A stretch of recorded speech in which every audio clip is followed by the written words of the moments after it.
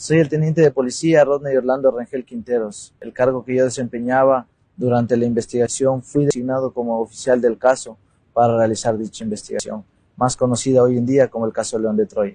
Bueno, mi situación actual ha sido permanecer en la clandestinidad, ponerme a buen recaudo, salvaguardar mi vida, darle seguridad a mi familia, que es lo único que yo necesito hoy en día para poder estar tranquilo.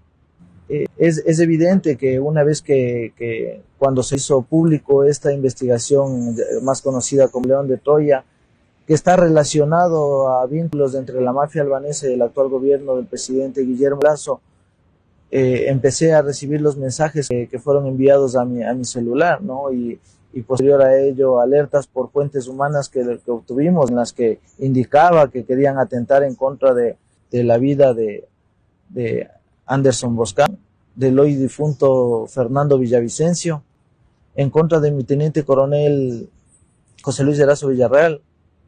Obviamente él hoy día mantiene un equipo de seguridad, que así lo podemos llamar, y en contra de mi persona, ¿no? Pero en cambio en mi persona jamás tuvo algún tipo de seguridad, y actualmente he recibido otras alertas, pero no sirvió de nada haber avisado de la alerta anterior, que ahora prefiero hacer público todo esto, porque no me han brindado nada de seguridad. Bueno, aproximadamente el 17 de enero del 2022 mantuvimos una reunión vía Zoom con el doctor Balda, mi coronel José Luis Erazo, el teniente Alarcón, quien fue el analista de la unidad en donde nosotros laborábamos, y mi persona, en el cual él indicaba de que esta investigación era conocimiento de la fiscal general Diana Salazar, que debíamos cerrarla porque involucraba a los familiares del presidente de la República, Guillermo Lasso. A mí me separaron de la unidad en donde yo laboré aproximadamente 7 años y medio. Me separaron con el único fin de cerrar la investigación, porque cuando a mí me dispuso mi general Giovanni Ponce, yo me opuse. Y cuando yo me opuse fui separado de la investigación.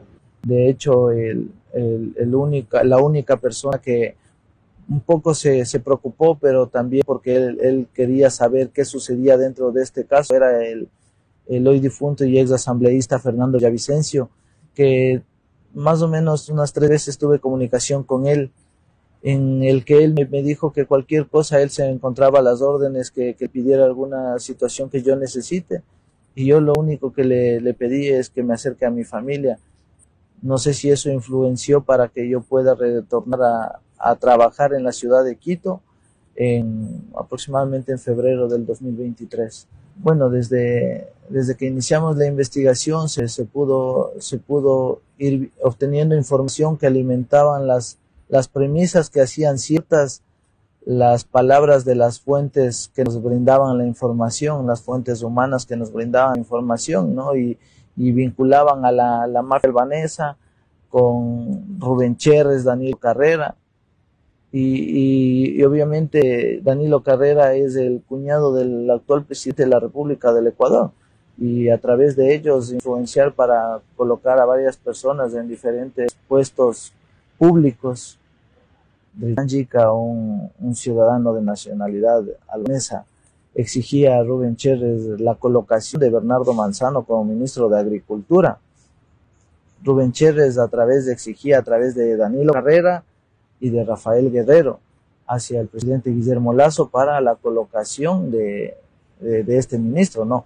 Una vez de que él se posicionara como ministro, realizar varias actividades como lo es aumentar el cupo de las exportaciones de banano a la más conocida como Grupo Novoa o Corporación Novoa, que es donde él antes laboraba, ¿no? Y entonces al aumentar estos cupos, al dar permisos de exportación, obviamente se aumentaba el envío hacia Europa de sustancias catalogadas sujetas a fiscalización, y lo dicen los números, ¿no? Que en el 2021 aproximadamente son 15 toneladas que fueron cogidas en territorio europeo, y en el 2022 aumentaron aproximadamente 59 toneladas. Entonces es evidente, ¿no?, de que aumentan los cupos y aumenta el decomiso de droga en territorio europeo. Sí, o sea, la maniobra era la exportación, o sea, tanto de banano, mariscos, o sea, en sí, dentro del Ministerio de Agricultura se manejaban los permisos para la exportación. Y obviamente Bernardo Manzano es muy allegado a Daniel Noboa y ya está, evidentemente la relación entre Guillermo Lasso, Bernardo Manzano y Daniel Noboa, de cómo lo lavaban el dinero las diferentes empresas que fueron creadas. Bueno, empecemos por Rubén Cherres, que fue uno de los investigados más principales dentro de mi trabajo, y él, por ejemplo, él mantenía una tarjeta American Express emitida por el Banco de Guayaquil, ¿no? Y las diferentes empresas que, bueno, en los progresivos que deben constar en el expediente, se encuentra un número de cuenta del Banco del Litoral, por ejemplo, ¿no? En Banco de Guayaquil, que nadie, bueno, es público y todos sabemos, ¿no?, a quién pertenece y quién es el mayor accionista dentro de ese banco, y es el actual presidente Guillermo Lasso. Creaban empresas que a su vez realizaban contratos con, con el gobierno, contratos que se les iba a hacer un poco más fácil y menos evidente el tema del lavado de dinero.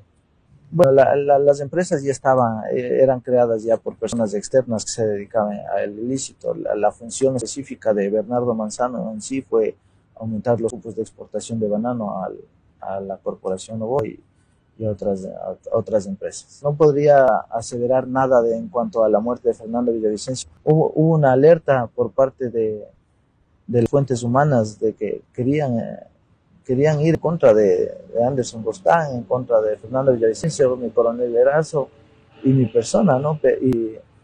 Y estaba relacionado a este caso. Bueno, en cuanto a mi seguridad, yo sí solicito a la Comisión Interamericana de Derechos Humanos que me brinde las medidas cautelares que he solicitado, con el único fin de garantizar mi vida y la seguridad de mi familia, ¿no? Es lo que más me importa, es lo que más me interesa. Ahora mismo lo único que quiero es estar con ellos, es que ellos estén seguros y que mi hija crezca teniendo un padre. Ese es el mensaje que quiero dejar al pueblo ecuatoriano.